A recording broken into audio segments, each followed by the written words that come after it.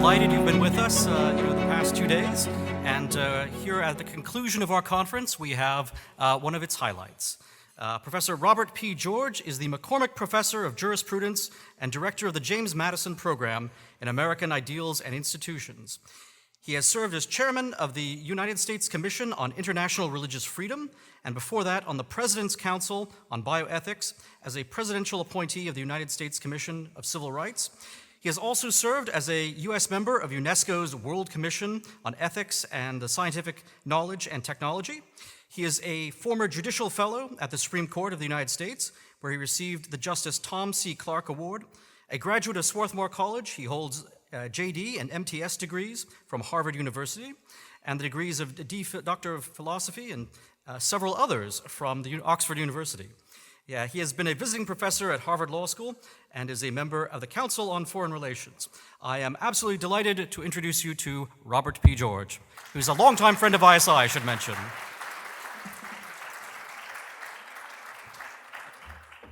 Thank you very much, Daniel. Thank you very much, Daniel McCarthy. It's really a great pleasure to be here. I'm an ISI guy. I go back a long way with ISI, and I owe ISI a great deal. Not only have I had the pleasure of speaking at ISI Events since I began as an academic back in the Middle Ages, I've also had the pleasure of working with ISI on projects around the country, and ISI Books has published two of my books. In fact, the two that got the widest circulation, and I'm very grateful for that. It's great to look out and to see so many outstanding young scholars with us. A special pleasure for me to look out and see so many of my former students and alumni of the Postdoctoral Fellows Program at the James Madison Program at Princeton. I'm really, really proud of you, proud of all of you, and it's great to be with you.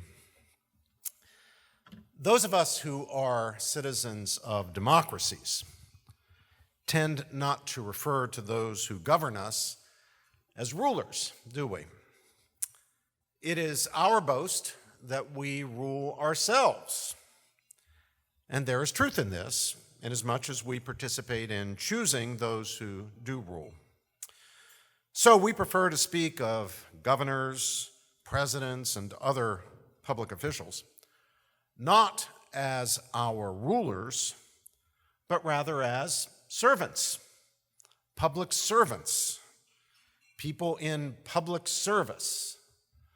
An American politician will say something like, "In my 480 years of public service, never have I seen such an hour." Now, of course, these so-called servants are nothing remotely like the servants in, say, Downton Abbey.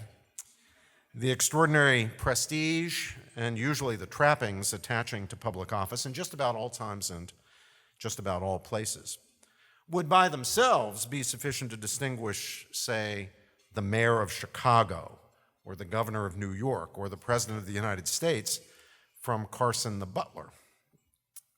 But that prestige signals an underlying fact that discomfits our democratic and egalitarian sensibilities, namely the fact that even in liberal democratic polities, high public officials are rulers.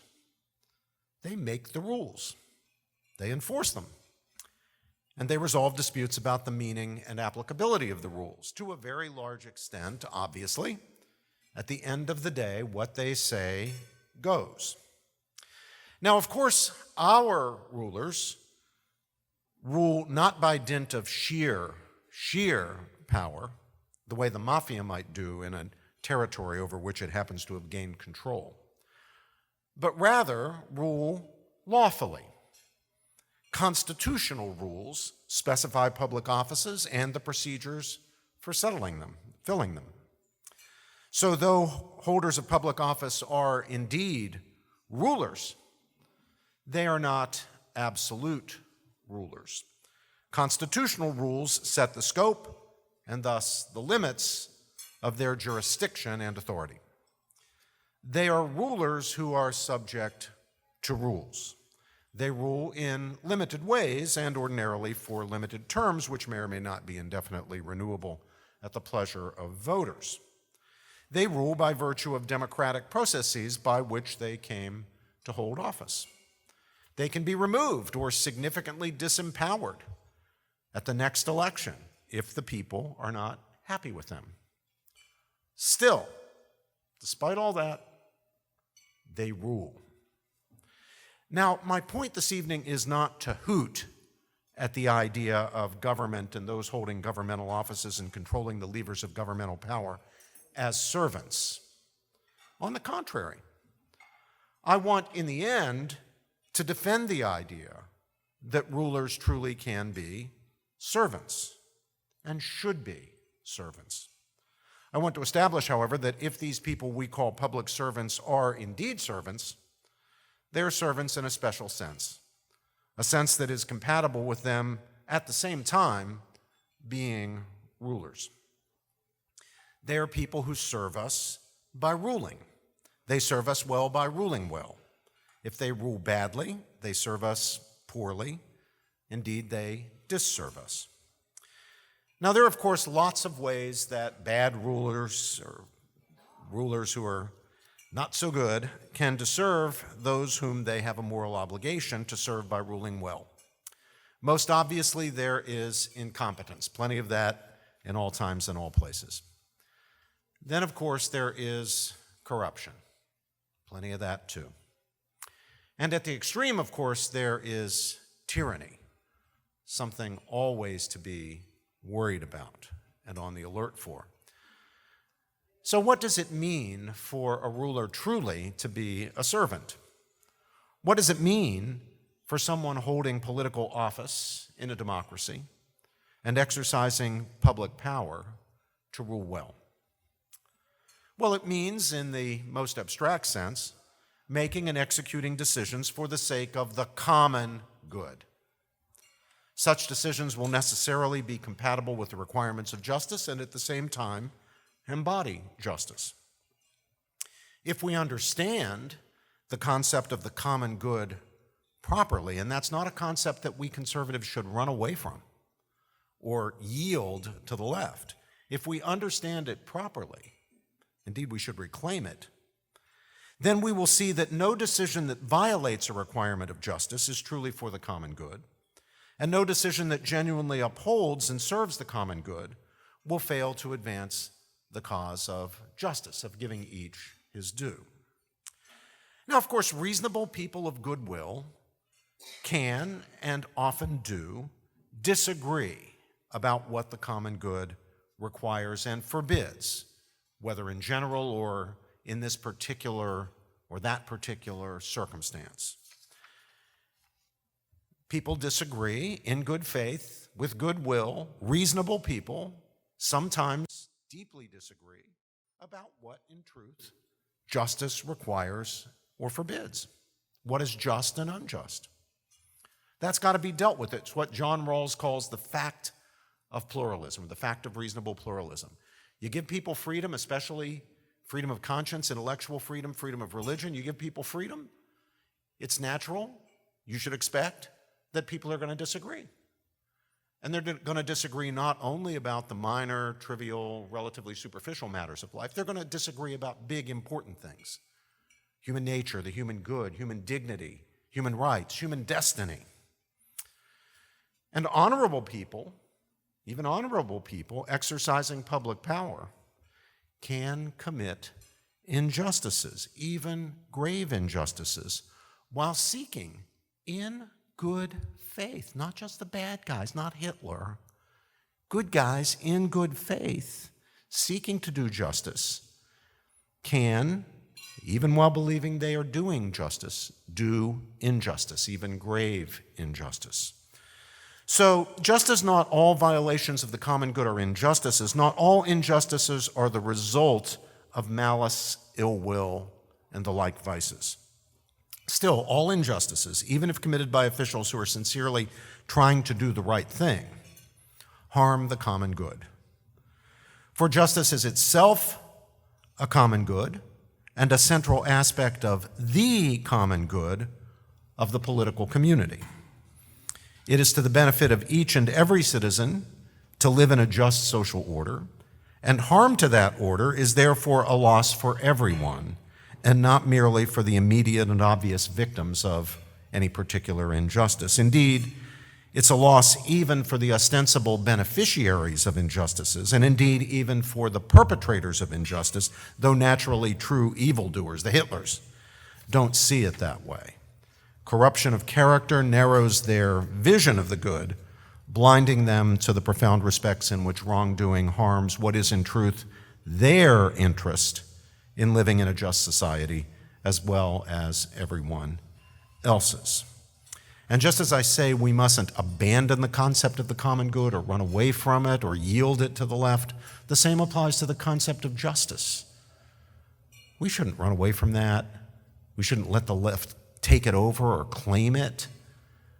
To the extent that they have taken it, we should wrest it back from them. The common good requires that there be rulers and that the rulers actually rule. To grasp this is to begin to see the sense in which good rulers really are also servants. Members of societies face a range, sometimes a very vast range, of challenges and opportunities requiring various types of coordination, including in the case of complex societies like ours or any modern post-industrial society, information age society, digital age society, including coordination problems presented by the vast range and large number of other coordination problems. There's all sorts of complexity, and human affairs has to be coordinated or have to be coordinated for the sake of the common good in various domains. Since such problems cannot, as a practical matter, be addressed and resolved by unanimity or by a little New England type town meeting, authority, political authority, is required.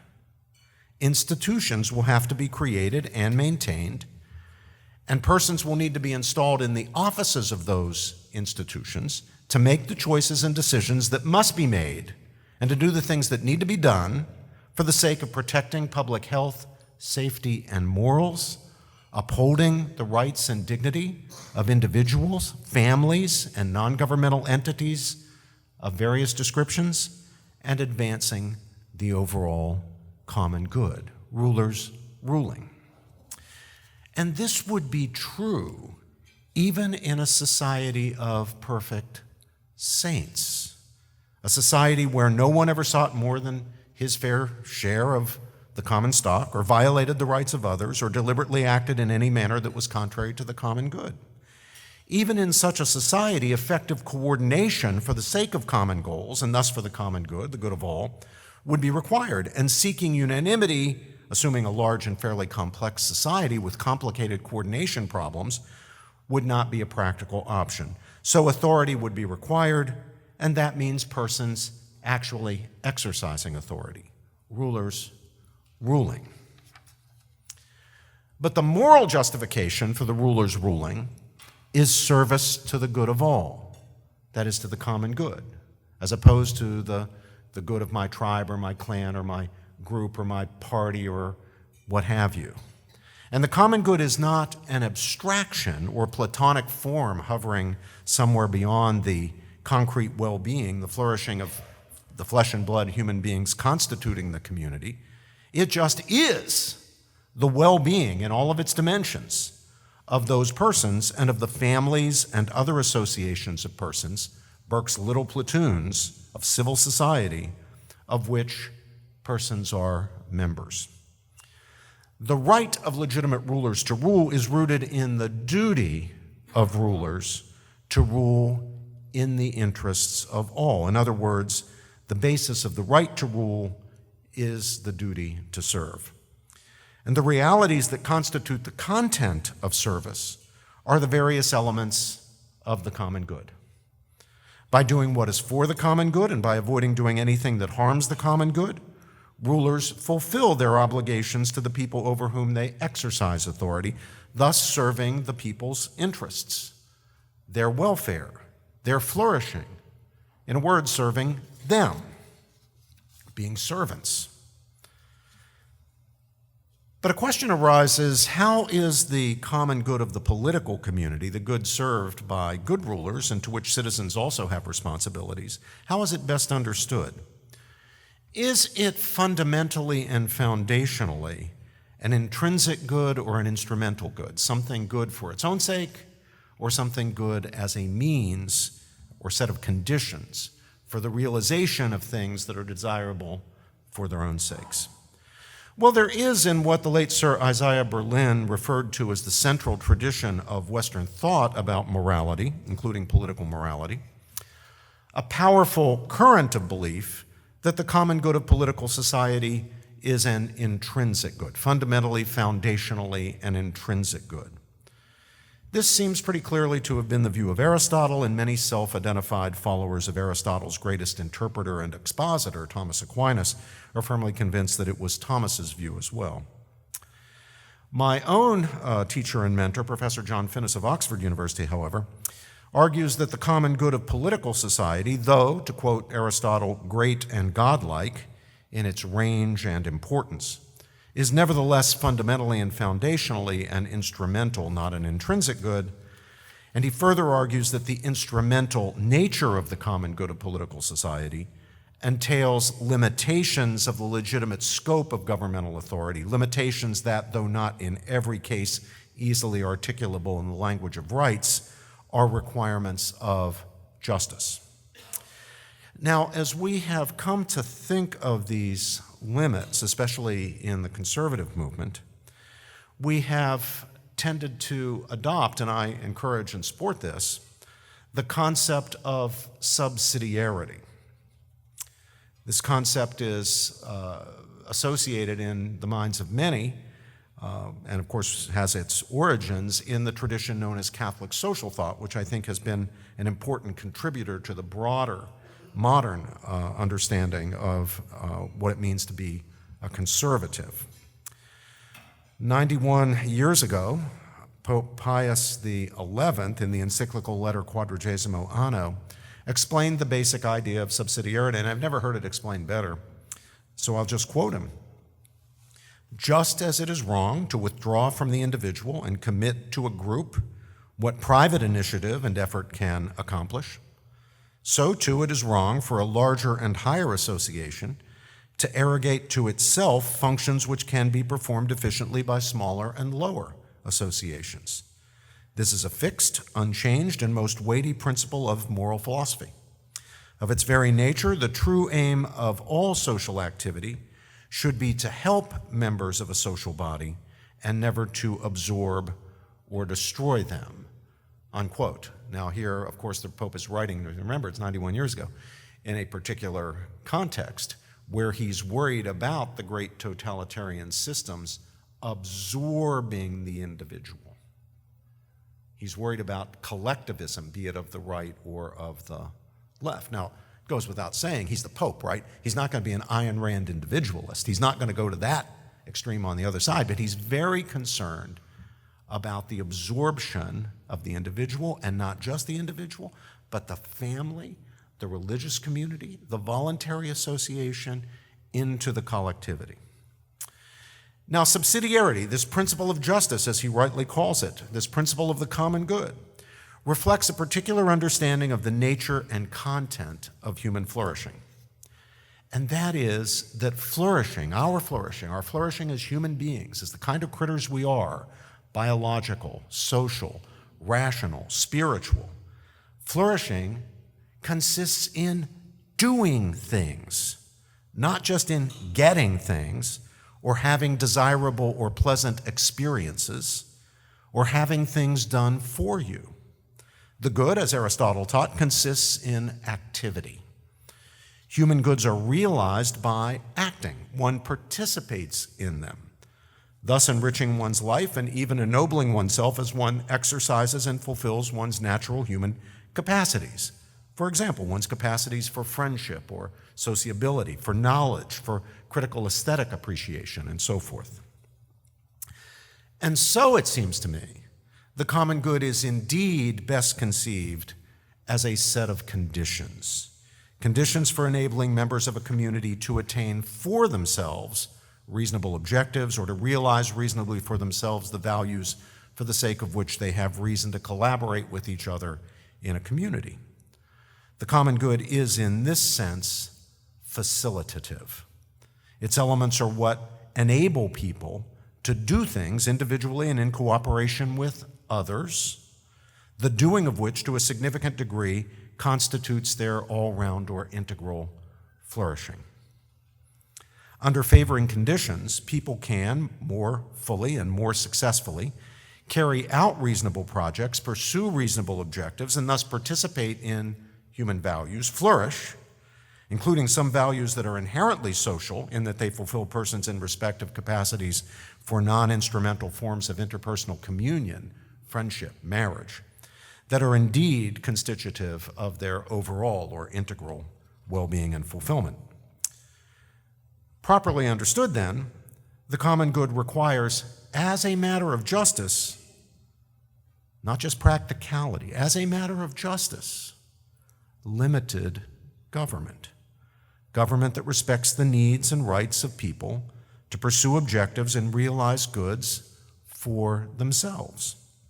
The fundamental role of legitimate government, and thus the responsibility of legitimate rulers, rulers who serve, is not to be doing things for people that they could do for themselves. It's rather to be helping to establish and maintain conditions that favor people's doing things for themselves and with and for each other. A very good example of this, I believe, today that I'm excited about. My former student, Yoram Azoni, and I were talking about this at dinner. The school choice movement. Enabling people, empowering people, parents, to do things for themselves instead of imposing the one-size-fits-all solution from the government. Government should do things for people as opposed to letting them do things for themselves, only where individuals and non-governmental institutions of civil society cannot do them or cannot reasonably be expected to do them for themselves. Now, this facilitative conception of the common good does not require a doctrinaire libertarianism either in the domain of political economy or social morality. But it clearly excludes corporatist and socialist policies that, to recall those words from Pius XI, quote, withdraw from the individual and commit to the group what private individual effort can accomplish, unquote, or which remove from the family or the religious or civic association and commit to the government what can be accomplished by non-governmental collaborative effort. Surely a conception of the common good that is serious about the principle of subsidiarity will respect private property and take care to maintain a reasonably free, properly regulated, but reasonably free system of economic exchange, that is to say, a market economy. So-called social, that is to say, comprehensive or even widespread state ownership of the means of production, is plainly incompatible with subsidiarity's concerns and objectives, as is anything resembling a command economy. And this would be true even if the record of socialist states were benign when it comes to respect for civil liberties and political freedom, which, of course, it is not. It is anything but benign. And it would be true even if, again, contrary to the historical record, private property and the market system were not necessary as checks against the excessive concentration and abuse of power in the hands of public officials. But as I've noted, the historical record demonstrates that private property and the market system, while not sufficient as guarantees against the concentration and abuse of political power, are for all intents and purposes necessary conditions for civil liberty and limited government. And it seems to me there's a profound lesson in this, I should say, for those of us who are interested in ensuring that our rulers really do remain servants, ruling in the interests of we the citizenry, we the people, and do not reduce citizens to the condition of dependency or servitude. For it's critical to the limitation of governmental power that there be substantial non-governmental centers of power in society. Private property and the market economy, while they should not be deified, and while we should not ignore the possibility of abuse in virtue of excessive concentrations of private power, still, private property and the market economy not only provide the conditions of social mobility, which in a society like ours is absolutely critical, and the fact that we are losing it or have lost it is really a serious problem, but also ensure that there are significant resources and thus opportunities for people and the private associations they form that are not in the control of the bureaucrats, the government officials, the apparatus of the state. This diffusion of power benefits society as a whole, and not only those who immediately benefit economically from the possession of property or the ability to profit in the market. And I'm not simply here talking about general prosperity, though that is yet another benefit of private property in the market system. When the strong advocates of the free market say the free market has lifted millions and millions of people across the globe out of poverty, they're telling the truth. But what I'm talking about is the benefit to all, in terms of liberty, opportunity, and security of the diffusion of power, decentralization.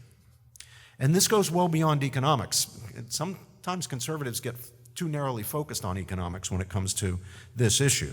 If we understand the common good properly, if we have a grasp of what constitutes it or is conducive to the flourishing of human beings and what is not, we'll recognize that limited government is also important because it permits the functioning and flourishing of non-governmental institutions of civil society, those little platoons again, families, religious communities, voluntary associations of every description, the institutions that Tocqueville noticed the significance of all the way back in the 1830s for the flourishing of American democracy. This is not some new discovery. The problem is not that we need to discover, the problem is we tend to forget it, and then we have to recover the memory. It's because these institutions of civil society, these little platoons, perform better than any government ever could, providing the most essential health, education, and welfare benefits to which all human beings need some recourse, right? We all begin as little babies. Somebody has to take care of us. Somebody has to care for the health and education and welfare of children, of the elderly. It's best, to the extent possible, that be done within the family, empowered economically and otherwise to do it, rather than shift all that off to the government. And these institutions of civil society, again, the family, religious institutions, voluntary associations, play the primary role, a role the state, no matter how virtuous the state was, the state could never do in transmitting to each new generation the virtues without which free societies cannot survive: basic honesty, integrity, self-restraint, concern for others, respect for their dignity and rights, civic-mindedness, these sorts of things. I'm in a room full of really virtuous people. You guys are great. Now, I know you. I know a lot of you. At least the ones I know of you are great. You're virtuous people. Where'd you get those virtues? They fall down on you from the heavens? Just a gift of nature, you naturally happen to be virtuous? Joe Biden give them to you?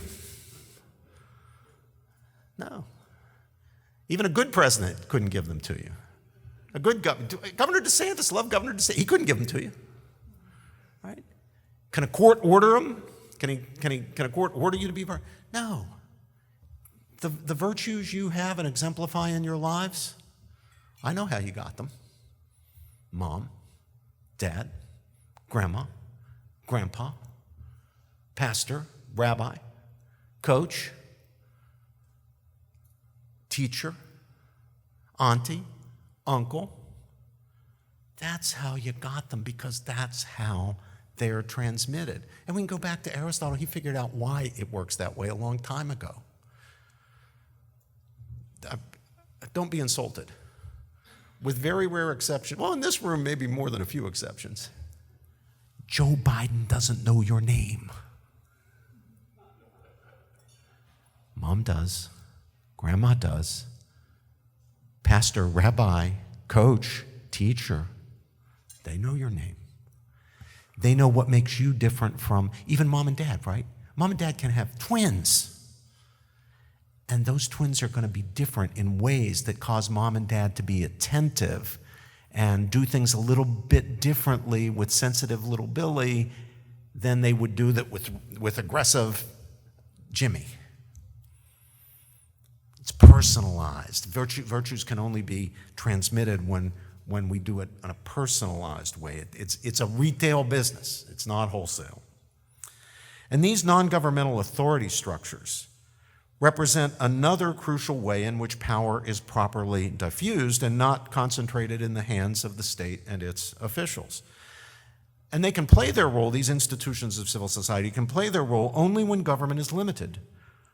For unlimited government always usurps the authority of those other institutions, destroys their autonomy, usually recruiting or commandeering them into being state functionary organs.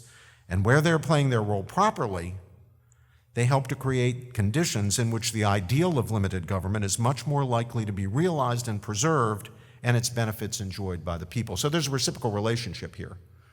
Strong, healthy institutions of civil society support limited government. Limited government helps to make possible, as a condition, strong, healthy, functioning institutions of civil society. So a critical element of any discussion of the quality of democratic deliberation and decision-making that amounts to anything more than hot air will be the indispensable role of non-governmental institutions of civil society in sustaining a culture in which political institutions do what they are established and constitutionally authorized to do it well, or at least reasonably well, and don't do what they're not authorized to do. Don't usurp the authority of other institutions, and don't usurp the authority of mom and dad and grandma and grandpa and coach and pastor and so forth. And so we must be mindful that bad behavior on the part of political institutions, which always means, of course, bad behavior on the part of the people who exercise power as holders of public offices, can weaken, enervate, and truth be told, even corrupt these institutions of civil society. They're not incorruptible. That kind of bad behavior can render them, for all intents and purposes, impotent to resist further bad behavior and useless to the cause of political reform. Now, none of this is to deny. In fact, I spend much of my time as a professor at Princeton affirming, so I'm going out of my way here tonight with you to put a little stress on the other side of the equation. None of this is to deny the importance of constitutional structural constraints on power. I believe in them. I like the Madisonian system. I defend it. I think my great predecessor as McCormick professor, Woodrow Wilson, he's now, of course, in disgrace, so he and I are alike in that, too. But for opposite reasons. I think he was wrong to want to abandon the Madisonian system, treat it as a relic of a Newtonian age, unfit for a Darwinian age, and all that other bad stuff he said about the Madisonian system. We certainly don't want to replace it with a European-style parliamentary system. So I'm all for the constitutional structural constraints on power. They're very important, very necessary. But experience shows all too well that those structural constraints themselves will be effective only where they are effectually supported by the people, that is, by the political culture. The people need to understand those constraints, understand why they work, and need to value them. And they need to value them enough to resist usurpations by their rulers, even when unconstitutional programs offer immediate gratifications or the relief of urgent problems. And this, in turn, requires certain virtues, habits of character, strengths of character among the people. But again, these virtues don't just fall down from the heavens. They have to be transmitted through the generations and nurtured by each generation. Madison famously said that only a well-instructed people can permanently be a free people. Only a well-instructed people can permanently be a free people. And Madison was right about that. And that fact points to another fact, and that is that even the best constitutional structures, and I like ours, I think they're really good, even the best, even the strongest constraints on power, aren't worth the paper they are printed on if people don't understand them, value them, and have the will to resist the blandishments of those offering something tempting in return for giving them up or letting violations of them occur without swift and certain political retaliation. But it's also true that virtue is needed. And that's not merely a matter of improving civics teaching in homes and schools, though I'd like to do that. The Constitution of the United States was famously defended by Madison in Federalist 51 as, quote, supplying by opposite and rival interests the defect of better motives. Do you remember that passage? It's great to be able to be speaking to a group that knows what the Federalist is. That's good. I like that. And would even recognize 51. I don't get to do this all that often. And remember, Madison made this point, if you remember the context, he made this point immediately after observing that the first task of government is to control the governed, and the second is to control itself. He allowed that, quote, a dependence on the people is no doubt the primary control on the government, but experience has taught mankind the necessity of auxiliary precautions, unquote. Remember that passage? Hence, the auxiliary precautions. What are the auxiliary precautions? Those constitutional structural constraints, among other things. But even in this formulation, those structural constraints do not stand alone. Indeed, they are presented not as primary, but as auxiliary, secondary. What is also necessary, and indeed primary, according to Madison himself, is a healthy and vibrant political culture. Quote, a dependence on the people to keep their rulers in line. But that brings us to the role and importance of virtue. John Adams understood as well as anyone the general theory of the Constitution. Here I get myself into trouble with the next sentence. He was the ablest scholar and political theorist of the founding generation. I know I'm going to get a lot of kickback on that. He certainly got the point about, quote, supplying the defect of better motives. Yet, Adams also understood that the health of political culture was an indispensable element of the success of the constitutional enterprise. Indispensable. Can't do without it. Can't sub it out. An enterprise of ensuring that the rulers stay within the bounds of their legitimate authority and indeed be servants of the common good, servants of the people they rule.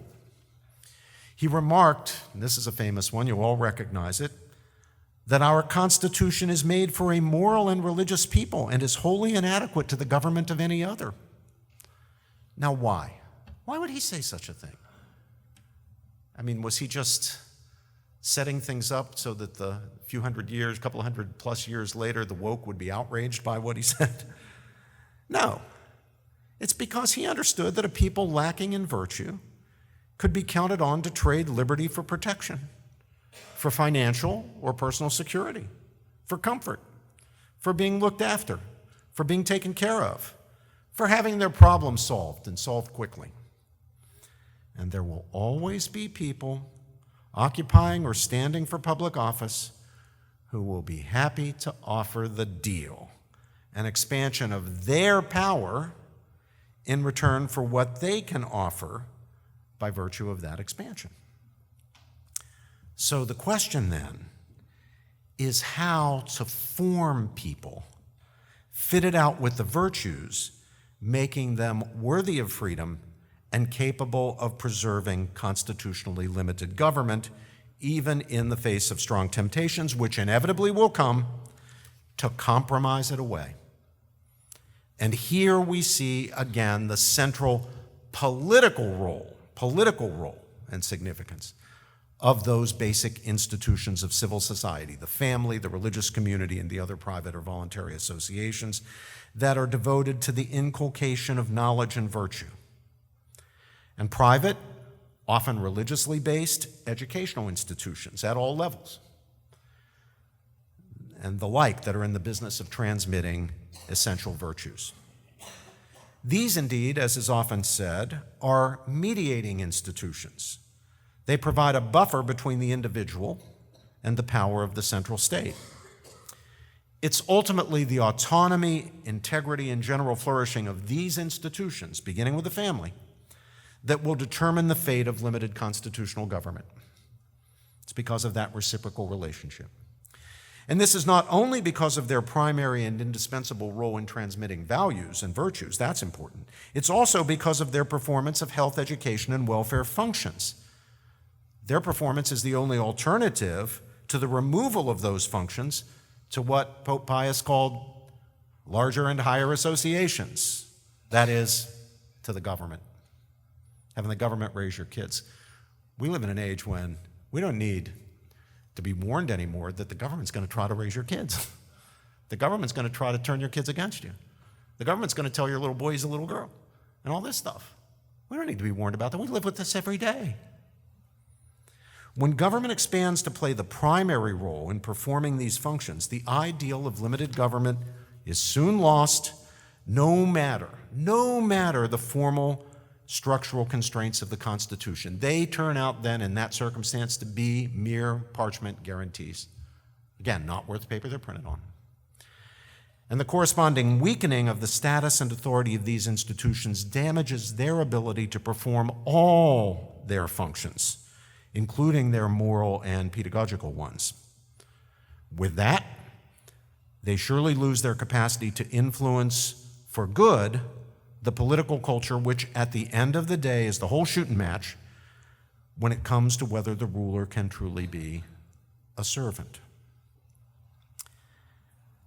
At the foundation of American greatness are the virtues of her people. It's those virtues that sustain the principles and practices of constitutional government in this republic.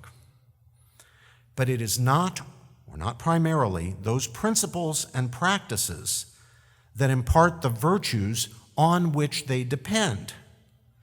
It is first and foremost the little platoons, above all the family. Do you want to make America great? Good. I do too. We should all want that.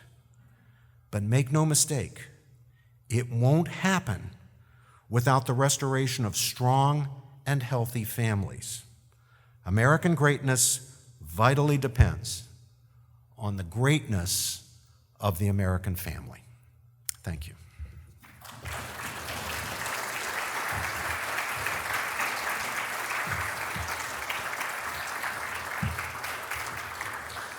Thank you very much. Daniel, do you want me to do some Q&A? Great.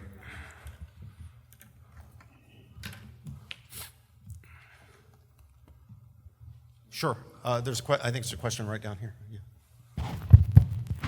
Thank you, Dr. George. That was very interesting. So you kind of made the case that the common good is an instrumental good. So both Plato and Aristotle recognize that there's a third option between instrumental and intrinsic goods, and that's those goods that are both. Are what? Are both. Are both, yeah, of course. And so we could follow, in fact, all intrinsic goods also have instrumental value. Right, I was going to say, like, Cicero and De Finibus, who puts the Epicureans and Stoics together and says, virtue is an intrinsic good, but it's also useful, because if it was useless, it wouldn't be good. The example I use with my students is friendship. I mean, a purely instrumental friendship would be no friendship at all, right? I mean, if we're just using each other, right? But that doesn't mean that friendships can't, like, get you invited to the best parties and get you a job and all sorts of other things. Right. You know? So if we see the common good as this third category, it's an instrumental good, but it's also an intrinsic good. how would that change? Would that change our political philosophy in terms of limited government? For example, if if the people's virtue degenerates to the point at which these mediating institutions of society can no longer maintain the virtue of the people and therefore a limited republican government, to what extent could government intervene to protect this common good from the debilitating effects of these civil institutions? Government has no choice in that circumstance but to intervene. It will intervene. It's going to have to intervene to establish some modicum of peace. It will be only a modicum. People will be shooting each other. There are sections of Chicago and lots of other places that actually fit the description you just gave theoretically, but it's a reality. Government also has to step in to fulfill the basic health, education, and welfare functions that should be done by the family. There's no choice. There's just no choice. And government's going to do it really badly, but they still have to do it. And government, of course, is going to expand and grow. Taxes will have to be higher than they should be in order to pay for those government services. It's just a general disaster. It's exactly right. And nobody in their right mind will say, government's got to stay out of there, because you just will not let. When I was serving, Daniel kindly mentioned my service on the U.S. Commission on Civil Rights. I remember when I was on the commission, this was in the 90s during the Clinton era, we were in Los Angeles, and we were for hearings. And we were driven by the police to a section of Los Angeles that the police generally did not go into. They basically abandoned it. They were afraid to go in. They took us in, where we were received by this hero, this saint, the pastor of a storefront church who was trying to operate in that anarchy. And he was just rescuing whatever kids he could rescue, just one at a time, losing most kids. And the police escort was there with us all the way in, guarding us when we went into the little storefront church, waiting for us when we came out, and then gets us out. And the image of that experience just is in my mind whenever I think about the question that you or someone raises the question that you've raised. I mean, it is hellish. It is hellish. And we went in there, police escort, and got out. There are people who have to live there. Those are our brothers and sisters. Those are human beings who have to live there. God bless that pastor. He's a saint. But, how much good could he do? He could save a few. It's a disgrace. But the government had to, do what it could. Next question. Yeah, back here. Thank you, Dr. George. I so appreciate your comments tonight. So in your close, you're calling us to kind of consider the constitutional order. You've given us a kind of a clear message about limited government. I fully agree with the importance of virtues and the significance of Burke's small platoons. I'm stuck trying to figure out what the constitutional order means today. So I'm not even sure if we're still a republic. You've called us a republic tonight. I'd love to hear your just articulation of what you mean by that. But also in an era where Congress doesn't really legislate, and the presidency seems to be sort of a rotating monarch with the ability to appoint functionaries in the administrative state every 4 to 8 years. Could you explain what you mean by this constitutional order, and what does that look like today? Okay. Yeah, we've deviated, haven't we? Very far from our Constitution. Do you remember what the very first word of the very first sentence of the very first article of the Constitution is? What's that word?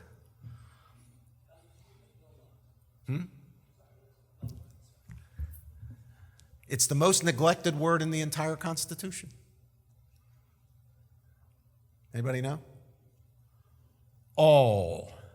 A-L-L. All legislative power herein granted is vested in a Congress consisting of a House of Representatives and a Senate. And you make the point, absolutely right. Congress doesn't legislate, doesn't do much legislating. If it does legislate, it's not the main legislator, despite the fact that it's supposed to have all legislative power. We've lived through an era in which an enormous amount of legislative power is exercised by the judiciary on the one side, making stuff up, and by the executive on the other with its vast bureaucracy. Now, it's not that Congress is innocent. It's not that this power was stolen from Congress when the congressmen weren't looking. They abdicated it, right?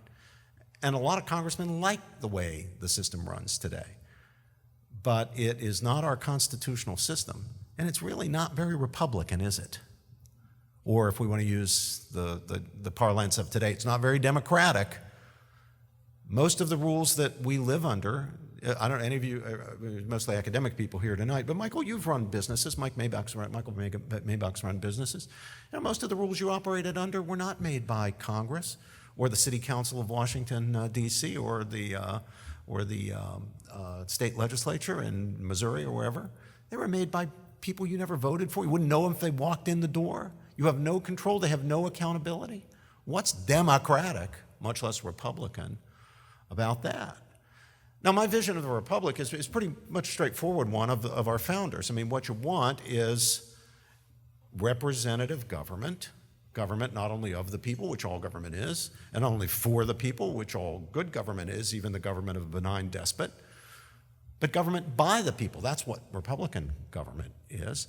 But you don't want the people directly ruling. You don't want a democracy in the sense in which our founders disfavored that term and said they were against democracy. You don't want direct democracy, and you don't want unrestricted or unlimited democracy. You want structural constraints on power. So you certainly want strong democratic elements to the system, which we have, but you also want checks on the demos for reasons that are outlined in Federalist 10 and elsewhere in the writings of our founders, including other Federalist papers. So I'd like, to the extent possible, to move us back in that direction. And I think if we did move back in that direction, it would also facilitate the project of rebuilding the other half of the equation that I'm focused on. That is the institutions of civil society that are not only being enervated and undermined by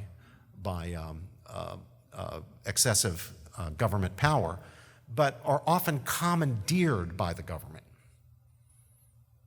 Are we living like in the Soviet Union? No. But we're a little too close to that for my comfort. And it's not the system that we have in that dusty old document in the Library of Congress called the Constitution of the United States. Yeah, Cody.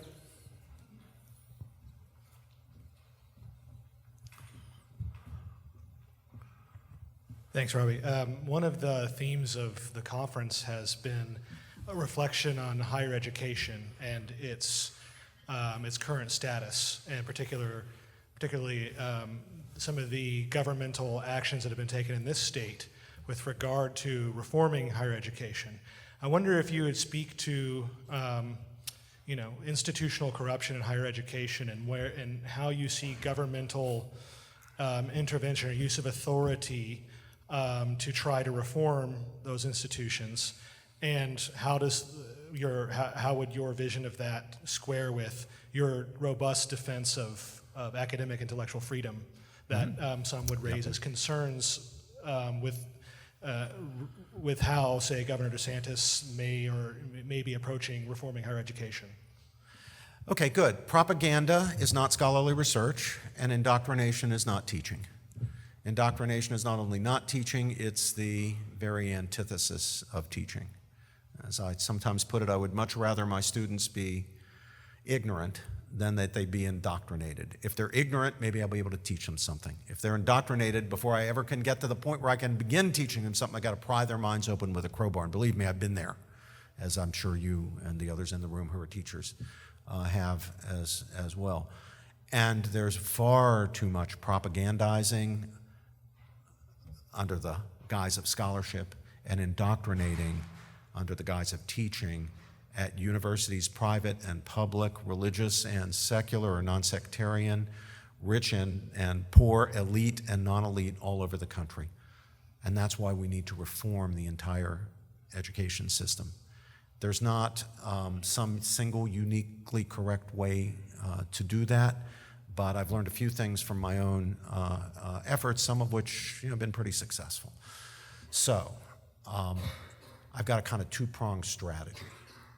One, where we can, where I can, where you can, I hope, I think we need to build infrastructure within existing institutions.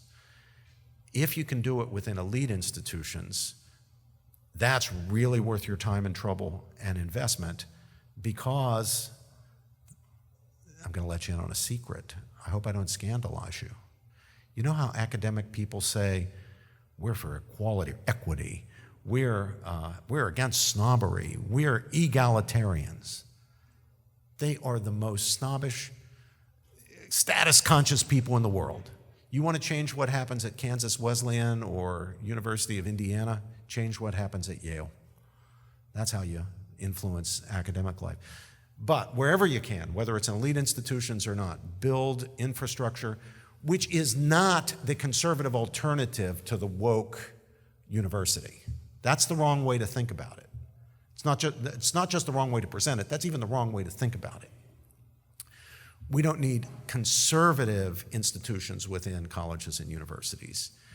We need genuinely truth-oriented, genuinely teaching-oriented institutions within these larger institutions. We need programs that bring viewpoint diversity to the institutions, which I think is the real cure for groupthink and dogmatism and illiberalism. The real vices that are flourishing now in the universities. I think we need viewpoint diversities. Yes, diversity. There needs to be more voices and many more conservative voices.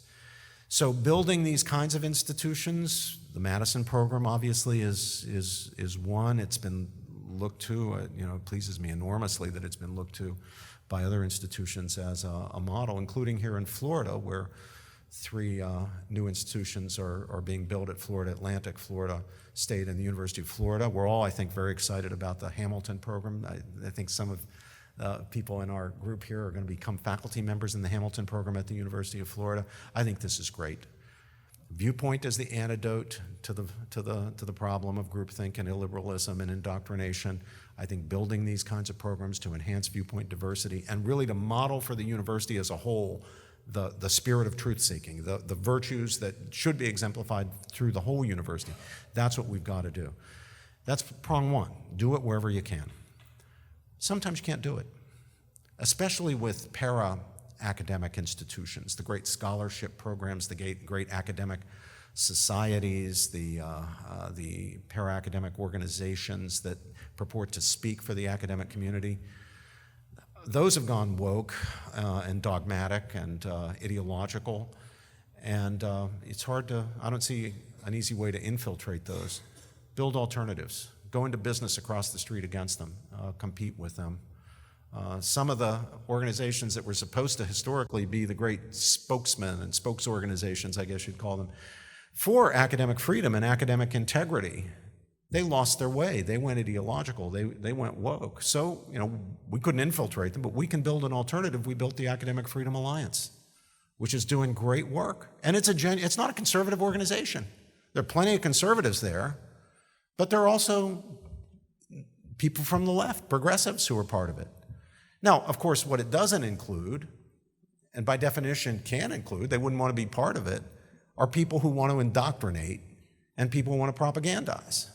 So on the whole, we don't have a lot of woke people. We got anti-woke left people and anti-woke right people. They're people who are interested in truth-seeking. They have differences of opinion. Again, Rawls' principle of reasonable pluralism. I mean, once you have freedom, people are going to disagree about stuff, and there will be people on the right and people on the left. But I think we can get people across that spectrum together who are interested in pursuing the truth and in exposing students to the best that has been thought and said on all sides of competing issues. The Rhodes Scholarship Program and Marshall Scholarship Program, the other great scholarship programs have gone woke. So we've created a new scholarship program at Oxford called the Berry Scholars Program through the generosity of John and Daria Berry. It just sent its 5th cohort of students to Oxford, and these kids are they're to use an American metaphor, they're knocking the cover off the ball over there. because they're actually being chosen on the basis of the criteria that historically the other scholarship programs claimed, and I think largely did choose people on the basis of scholarship, leadership, and character. But in the Berry program, we have added a fourth. So we choose on the basis of scholarship, leadership, and character, and also fourth, independence of mind. We want to highlight that, and we want to reward that, and we want to encourage that. And I think the same can be done with, for example, some of the great honorary societies, the National Academy of Sciences, the American Academy of Arts and Sciences. I think there needs to be competition. Competition's good. Competition makes everybody better. So I think we need to go into competition there too. So when it comes to those kinds of para-academic institutions, I think there are things we can do, although building infrastructure within them is usually not what you can do. Now, Cody, to get to the hard part of your question, what do we make of, say, the Stop Woke Act in Florida and its the education-related parts of that, which I think is the real thrust of it, to tell you the truth. I've given some advice to the Florida board, the overall board of the state, and to some of the boards of the individual universities. And my advice is this: don't ban stuff. Don't ban ideas. Don't ban the teaching of critical race theory or identity politics or anything like that. It's not enforceable. It's certainly not enforceable in a way that wouldn't chill free speech and undermine the very cause of academic freedom and academic integrity that we're trying to serve. We don't want to back ourselves into treating the disease itself as if it's the cure. We don't want to just do the conservative version of what we're criticizing the left for doing. I understand the impulse. And the problem, as I said at the beginning of this, my answer to your question, Cody, the problem is for real, including down here in Florida. And it's got to be addressed. And it's got to be addressed with hardball, not softball, not just talking. You got to do stuff like build the Hamilton program, build the programs at Florida Atlantic and at Florida State as well. Build these programs all over the country. What's happening at the University of Tennessee, the Knoxville flagship, do that. North Carolina, what's happening there with the regents, the board there's decision to build a whole new school. The Arizona State School of Civic and Economic Thought and Leadership. Just do as much of this as you can, as quickly as you can, but do it right. Build alternatives that will bring the viewpoint diversity, that will cure the groupthink and the propagandizing and the illiberalism. Don't do it by trying to ban ideas or control what professors can say in the class. So that's my advice to legislators. Teresa McCart. Oh, I'm sorry, Pastor, Father, did you have a, yeah. Oh, not clergy, but I appreciate Oh, okay, it. sorry, yeah. Uh-huh. That's okay. I'll try and make it brief. And that's just that it seems to me, just kind of following up on Ben's question, that you describe limited government as a good thing, and of course we've always thought of it as one, and it's built into our Constitution, but isn't that a prudential application of looking at circumstances? And I'm afraid that conservatives have confused prudential things like that for principles.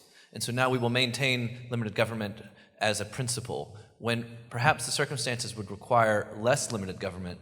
And so another way of saying this is there a tension between the means of common good government, limited government, consent to the governed, and all of those, with the ends of the common good? Are there things that might require, is there a tension there? Do you see what I'm saying there?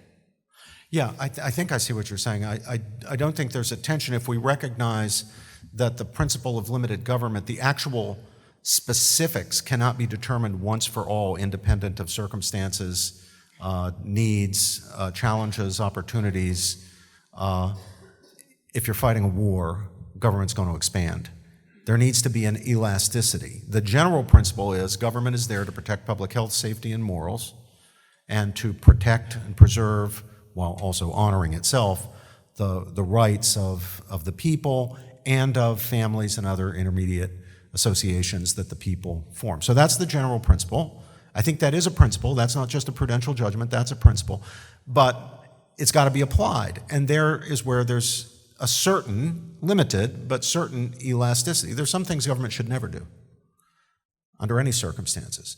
But there's some things that it can and should do under urgent or emergency circumstances, like the situation of an invasion or a natural disaster, that it wouldn't do under other circumstances. Now, the trick here is, and in our own history, sometimes we've done this better, but usually we've done it worse.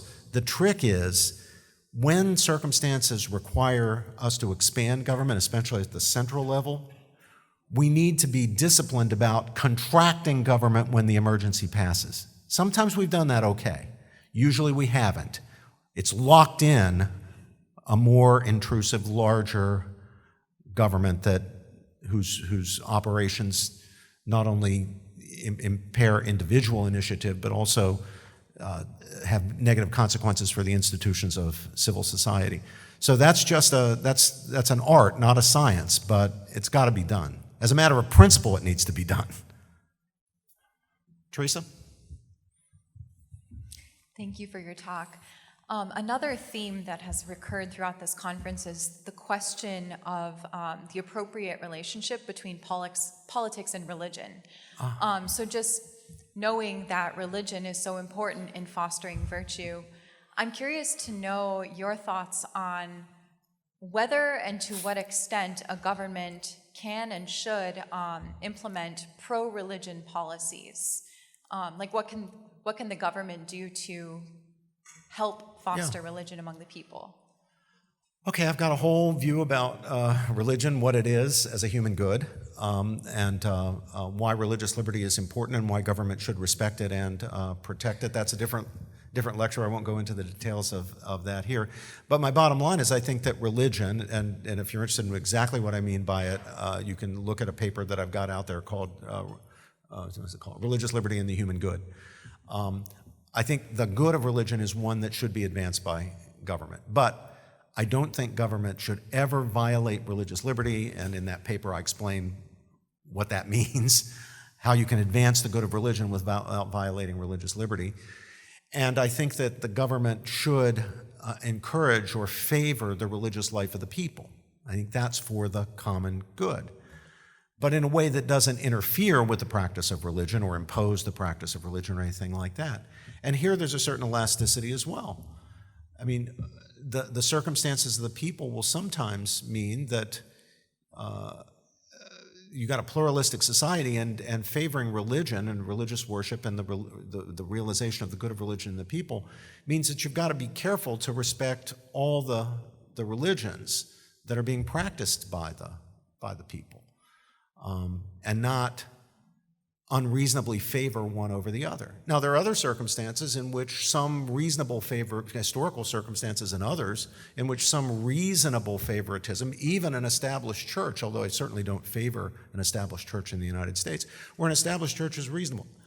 I don't think it's unreasonable for Britain to have an established church, or for Israel to be a Jewish state, or for certain Muslim countries, overwhelmingly majority Muslim countries, to officially recognize Islam, so long as the rights of dissenters or of non-believers in other faiths, or of no faith, are respected, and the good of religion is also honored in them and in their efforts to realize it. Push me, Teresa. I have a feeling I haven't sufficiently answered your question. Push me harder. Yeah, there's the microphone. Yeah.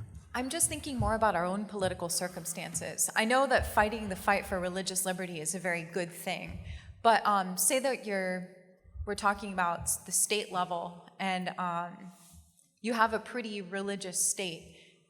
Is it appropriate to start implementing policies like Sabbath laws or I don't know, I'm blanking on examples, but I guess I want from you to know. Or like prayers at public events, like prayers at high school graduation. And teaching. I think it can be perfectly reasonable to do that, and I think the opposition to that itself is basically a form of sectarianism. It's secular woke people who like the monopoly they've got. They like being able to run these things, and then they propose what's really a phony neutrality, the idea that what we're proposing isn't actually the imposition of our view, it's just neutrality. Well, it's not neutrality. In a million ways, they smuggle in, secularist premises and conclusions. That's just a fool's game. No, I'm all for prayers at graduation. I think the Kennedy Bremerton case came out right. I think we started down the wrong road in 1947, not with the outcome, but with the reasoning in the Everson against Ewing Township case. I think the school prayer decisions were very badly botched, and the more the Supreme Court tries to unravel the mistakes that were made in the Warren era and continued through the Berger and Rehnquist courts, I think the better off the country will be. All the while, making sure that we strictly honor and respect religious liberty. There are no religious impositions. Dissenters have rights too, and their rights have to be honored, and the good of religion in them as they practice it also has to be honored and respected. We can do this. It doesn't have to be a religious war, quite the contrary. Thank you. Robbie, thanks so much for your remarks this evening. It's great to be here. I wanted to see if I could build on Cody Cooper's question and ask specifically, as the higher education debates get off the ground in Florida and Texas, how you would respond specifically to questions surrounding tenure. So Dan Patrick in Texas, lieutenant governor at the moment, making some great calls, describing some great initiatives he's recently spoken to. Texas needs to do away with tenure at public universities. And I will confess, I'm a latecomer to natural law reasoning, attempting to apply it to public policy. I think there's such a neat way to start with what are self-evidently human goods and then reason deductively to specific policies. If you were pushing back against friends and allies who are seeing many problematic issues in public higher education, but attempting them maybe in a natural law way to not go after tenure, how can we do that? What's the way forward there? I say to trustees of private universities and to state legislators and regents of, when it comes to public universities, get off the tenure thing. There are no percentages in this for us. We're not going to gain anything even if we abolish tenure. What would happen is the few of us remaining, especially the lead institutions, would be purged. This is the wrong fight. Tenure is the wrong issue. It's not going to help us. Getting rid of tenure is not going to help us, and it could end up hurting us. This is a case where it will backfire. Now, of course, the trouble is it's tempting politically to say we want to get rid of tenure, because professors in a lot of these states are about as popular as undertakers, and or worse, think of your worst profession, professors aren't popular. And people don't understand why professors get this special privilege. Anybody else can get fired for doing a lousy job. Why should professors, these eggheads, who don't really work anyway, why should they get this special privilege of protection? That rubs people the wrong way. That rubs ordinary people the wrong way. And when professors behave in the crazy way the professors are behaving today, it really gets people upset that they have life tenure. But abolishing it, the consequences of doing it would be counterproductive. Nothing gained and real dangers of significant losses. Fight on another battlefield. I think we've got time for one more question. Sure. Thank you. Under what circumstances may the right to revolution be exercised?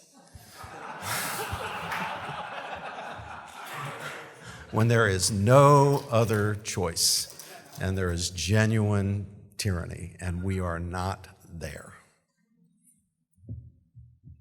Thank you.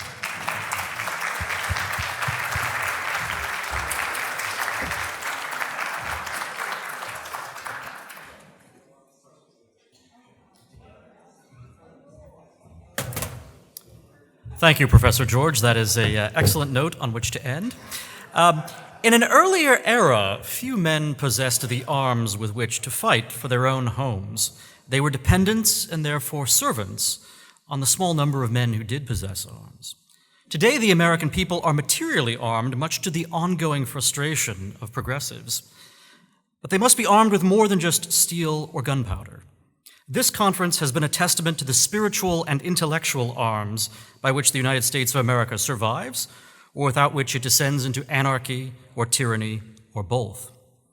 This conference has also been the beginning of a tradition. Our conversation is larger than a single event can contain, so there will be more. The American Politics and Government Conference will continue next year and in years to come. And the American Politics and Government Association, a new program of ISI, will advance this conversation and work as well. And if you sign up, you might even get to be one of our models on the flyer, as our friend Sam Goldman is, for example. Please see the flyer in your registration packet or speak to an ISI representative for more information about how you can join and take part in this new initiative, the American Politics and Government Association. Now, before we adjourn, I want to thank our sponsors, the Heritage Foundation, the Claremont Institute, the Acton Institute, CLT, and Dr. Isabel Richmond. Thank you, and we look forward to seeing you at next year's American Politics and Government Conference.